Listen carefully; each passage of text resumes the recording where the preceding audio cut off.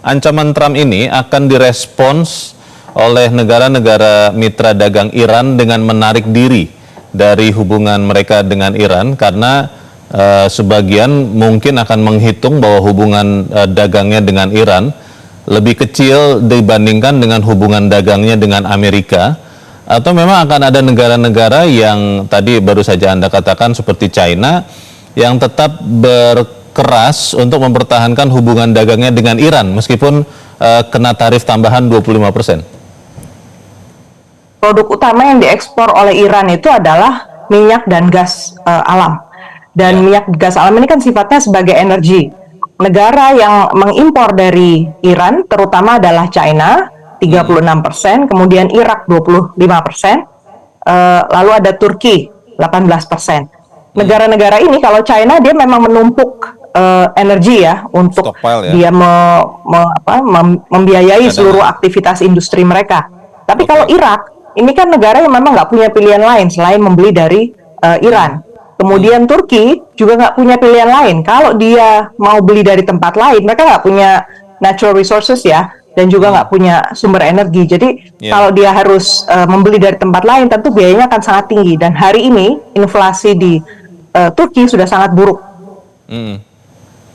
Apa sebetulnya target Trump dengan memberlakukan tarif 25% ini, Mbak Dina? Apakah memang ingin menggerakkan situasi internal Iran seperti yang kita tahu, meskipun di Tenggara itu juga ada gerakan Israel yang ikut mengembangkan kerusuhan atau demonstrasi di Iran supaya kemudian pemimpin Iran tumbang dari dalam, atau seperti apa Anda lihatnya? Ya, ada gejala bahwa ini diupayakan untuk menjadi wilayah proksi dari Amerika Serikat. Jadi supaya ditutup sekalian ya jalur-jalur kerjasama Iran dengan Rusia, dengan China juga, karena Rusia dan China kemungkinan besar tidak akan konfrontasi secara terbuka, tapi seperti tadi yang saya bilang, statementnya, kemudian aktivitas ekonominya itu tetap jalan terus. Jadi kita bilangnya ya tetap membelot lah, gitu. Jadi kalau diperhatikan statement Trump juga bilang bahwa siapapun yang menyerang para demonstran itu akan menjadi alasan Amerika melakukan invasi. Ini kan luar biasa ya. Jadi alasannya Trump untuk menyerang Iran ini beda dengan kasus Venezuela. Ini alasan yang menurut saya juga nggak usah terlalu sepenuhnya dipercaya ya. Kembali agendanya adalah soal penguasaan natural resources, dan agendanya adalah untuk memastikan seluruh jaringan China itu bisa lumpuh, karena sampai sekarang dia terbukti belum bisa melumpuhkan China. Kalau kita melihat yang terjadi di Venezuela, Mbak Dina, itu kan banyak juga yang mungkin terkejut ya, karena itu gerakan yang banyak orang mengatakan tidak terantisipasi sebelumnya ketika pasukan Amerika mengambil Maduro. Kalau Anda lihat yang sekarang sedang dilakukan Trump dengan Iran, beberapa kali juga pernyataan verbal terhadap Greenland, juga beberapa tempat yang lain, ini adalah usaha yang hanya sebatas bluffing saja, gertakan saja, atau memang akan benar-benar bisa dilakukan oleh Amerika Serikat? Akan lebih sulit bagi Trump untuk mengambil alih kepemimpinan Iran, karena secara posisi Syah Iran itu sudah berlindung dan sulit dijangkau oleh Israel maupun oleh Amerika Serikat. Itu informasi yang beredar ya. Jadi komplikasinya mungkin lebih tinggi daripada Venezuela yang berpikir negosiasinya masih akan diterima, masih akan berjalan. Sementara kalau kita bicara Greenland, dugaan saya perlawanan dari Eropa itu akan lebih kuat daripada apa yang dibayangkan oleh Trump. Jadi yang bagian Greenland itu lebih bluffing. Tapi kalau untuk Iran, kerusuhan yang akan diciptakan bisa jadi akan lebih buruk dibandingkan yang sekarang. Kalau benar ada gerakan yang lebih nyata atau lebih agresif seperti itu, Mbak Dina, yang dilakukan Amerika, apa kira-kira atau seberapa buruk dampaknya kepada stabilitas kawasan Timur Tengah? Karena kita dengar juga pemimpin Iran sudah mengatakan siap kalau sampai diserang Amerika Serikat, Iran akan menyerang Amerika Serikat dan juga Israel.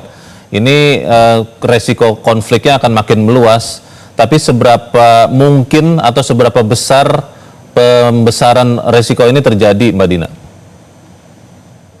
Negara-negara yang ada di sekitar Iran notabene sudah sangat kesulitan sekarang ya secara ekonomi. Bahkan Turki sekalipun itu dalam posisi yang sama sekali sebenarnya tidak ada keinginan untuk terang-terangan ya melawan Amerika Serikat, walaupun secara narasi sangat strong dia against Amerika juga ya. Tapi kalau kita perhatikan situasi kekacauannya itu mungkin lebih dari segi kantong-kantong perlawanan. Kemungkinan besar juga malah konsentrasi masalahnya itu di Iran akan semakin buruk, itu aja. Seperti yang saya bilang tadi, kalau memang Mossad sudah masuk ke kawasan Iran dan bisa menggerakkan para demonstran, maka kekacauannya itu lebih di internal Iran, kembali menjadi negara yang gagal untuk bisa punya legitimasi, tidak diakui oleh Amerika Serikat sebagai negara yang punya kedaulatan. Hal itu yang harus kita waspadai. Jadi efek tidak langsungnya yang akan terasa sampai ke kawasan kita sebenarnya.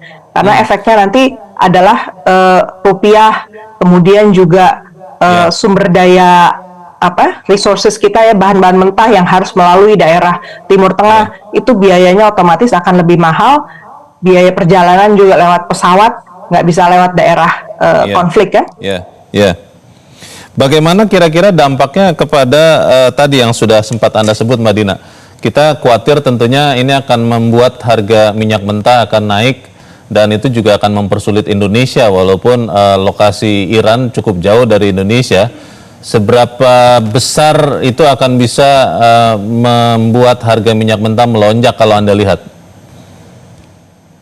Kalau kejadiannya Iran tetap melakukan perlawanan, misalnya dengan menutup selat yang menjadi jalur utama untuk perlintasan minyak dunia, konsekuensinya tentu akan sangat buruk. Dibandingkan dengan Venezuela yang tempoh hari kita bahas, konsekuensinya sebenarnya minimal ya kalau dari segi minyak, karena mereka processing minyaknya itu masih minim, dan minyak dari Venezuela cenderung kotor sehingga kurang disukai dan tidak terlalu laku gitu di pasaran.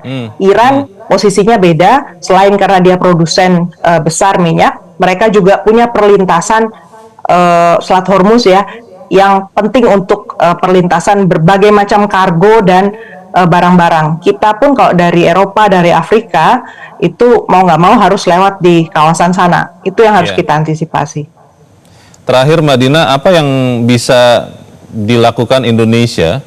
Saya tidak tahu apakah harus langsung Presiden Prabowo atau juga peran diplomasi ini bisa dilakukan oleh Menlu Sugiono untuk meredam atau menenangkan kawasan di Timur Tengah ini.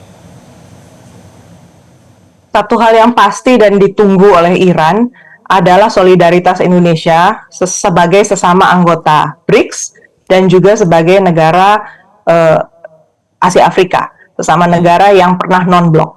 Jadi kalau dilihat dari statement Menteri Luar Negeri, kita belum lihat ada kecaman terhadap apa yang dilakukan oleh Amerika Serikat.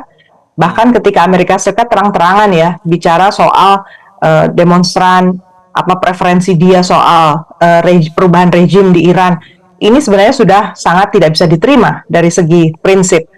D8 itu akan berjumpa juga tahun 2026 di Indonesia, di mana Iran juga menjadi anggota. Di mana Indonesia di situ? Mengapa kita belum punya posisi? Kenapa kita belum bahkan konseling ya? Konseling itu memberi hiburan lah untuk Iran. Kita bahkan tidak melakukan itu. Saya kira ini tidak pada tempatnya. Ada baiknya walaupun kita melakukan negosiasi terhadap Amerika Serikat atau apapun yang lain, janganlah hal-hal yang prinsip itu kita nggak ungkapkan ya.